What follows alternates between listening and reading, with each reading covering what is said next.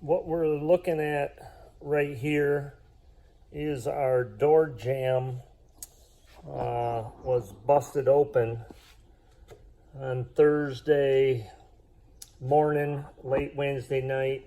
We had an attempted home invasion here at our house, and when we got up and ready to go to work on Thursday morning, I come out and use the side door because this is the garage, and I opened up the door, and this door jamb, this was spread open right close to a ½ inch.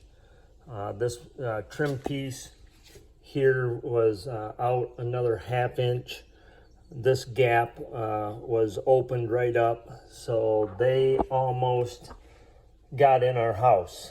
And as you can see, we got a neighbor right over there, and they're pretty gutsy. And the other thing is, I got a motion light right here next to my door. So that was on. Thankfully, both doors were locked, and thank gosh, we had a deadbolt, and it scared the shit out of us on that morning.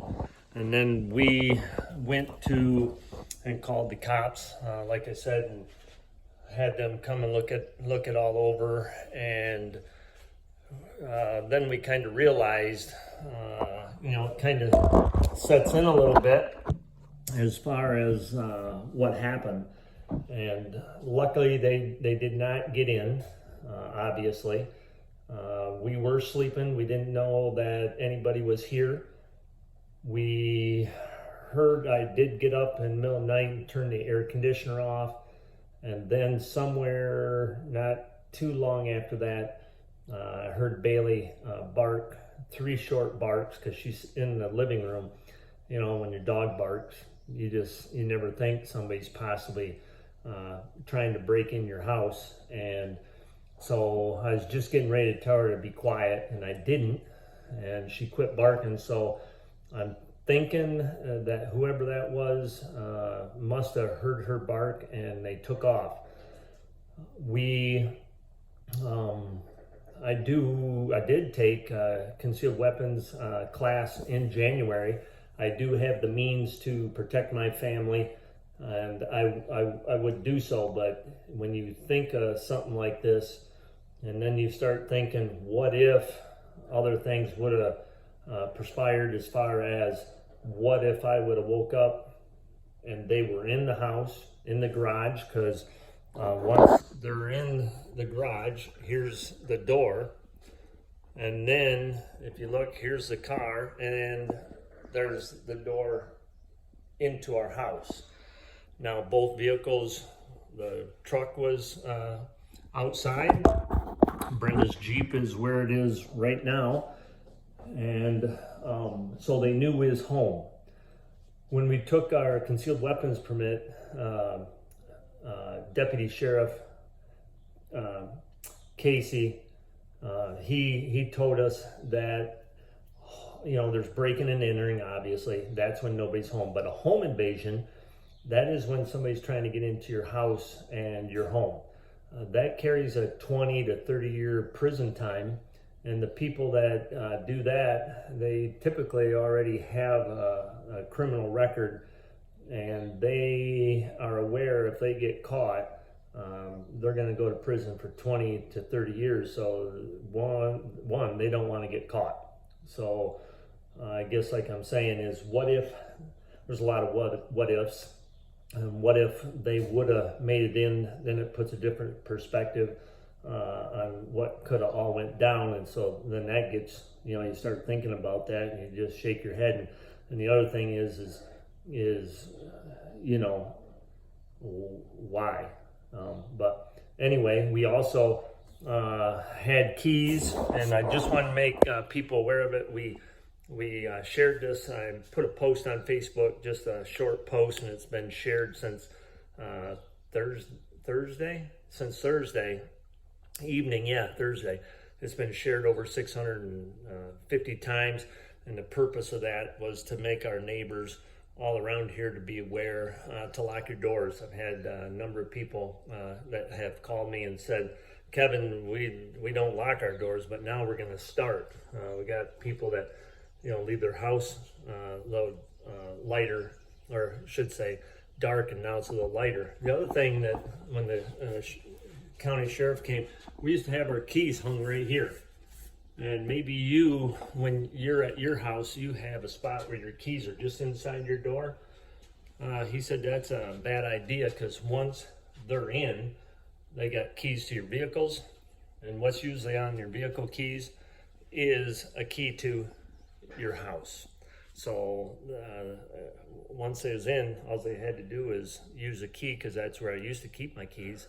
Is now they're in your house, and all kinds of things can go wrong in a hurry and go south. So I just want everybody to know, to lock your doors, be safe. We're in a country setting. We are being, within small towns here, small community, dirt road. Since then, we've heard a neighbor reached out to me a quarter-mile away in the same night. They had some stuff come up missing, so they went ahead and filed a police report as well. Another neighbor not too far down the road, they had an alarm on their driveway, and they said that she did right around 12:30 or so, that that alarm went off, and she was awake.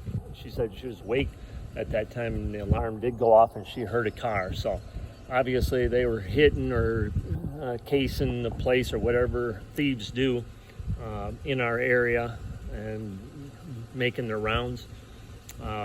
Again, when we took our concealed weapons permit class, Officer Casey also mentioned that back in the day, it used to be the druggies and stuff. That's where that was what their biggest call outs were. But nowadays, it's the meth heads. They're the ones that are breaking and entering because they need to get money to sell shit to get their next fix. And he said they're the most dangerous, and that's what they deal with mostly anymore. So hopefully that doesn't happen again.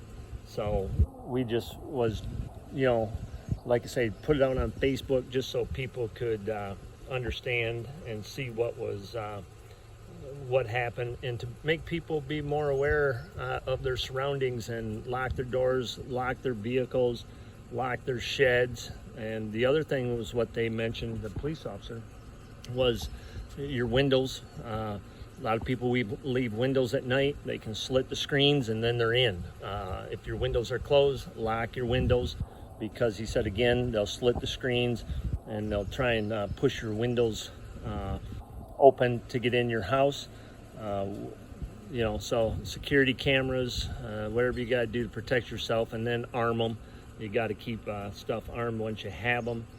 It was our fault. We had our security cameras, and we got 3 on the outside, 3 on the inside, and we've had them working, but we changed our router about 2 to 3 months ago, and we didn't think about it, but we had to reprogram our cameras. Obviously, they're up and going, and the officer said if we had them on, probably would have been able to get an identification or something like that. So when you're voting, just remember to vote for people, prosecutors and stuff that are for the Second Amendment, so you're able to keep and bear arms.